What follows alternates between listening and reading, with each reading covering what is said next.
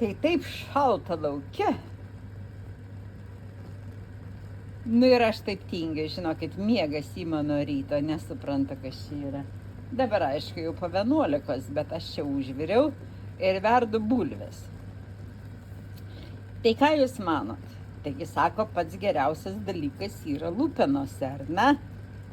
Pats sveikatos sustiprinimas. Tai va, tai šitą reikalą aš jas sugrūsiu.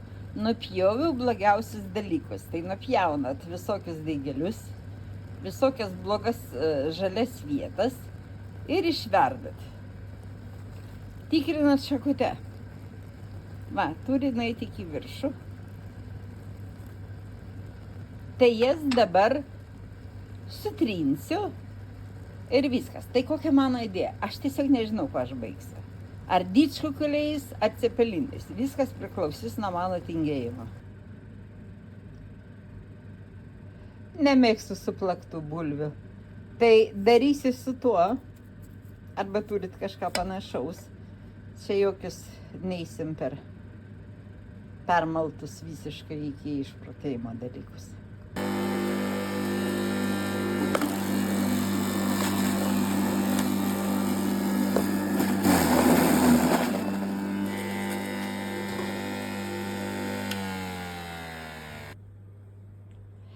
Pirmiausia, ką noriu pasakyti, tai cepelinai yra, kai yra daug žalios bulvės trintos, sumalat.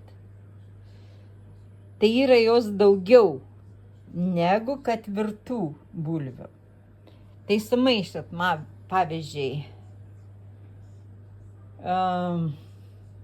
20% virtų bulvių ir visas likusias, aišku, žalias.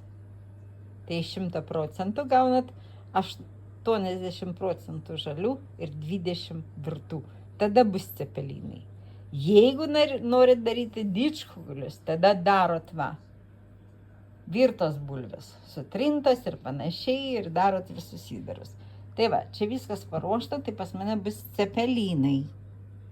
Nes kaip matau, kad jie visi daro vienodai, reiškia, virtų bulvių, vienodas kiekis ir tų trintų žalių bulvių kiekis, tai ne taip, tautiečiai. Tai va, dabar darysiu ir virsiu.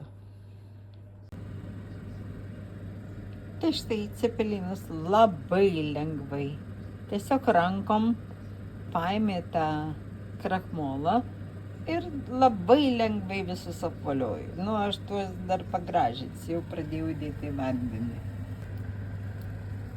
Tai va, cepelinus pamatuojam, kokia jų yra vidinė temperatūra. Na, aišku, sunkiai matysis dabar. Žiūrim, kadangi buvo žalia mėsa, tai mums reikia, nu va, 70. Nežinau, ar jūs matot, bet va, toks reikalas yra. Turim pamatuoti. Nu va, jau visai geri kai kurie.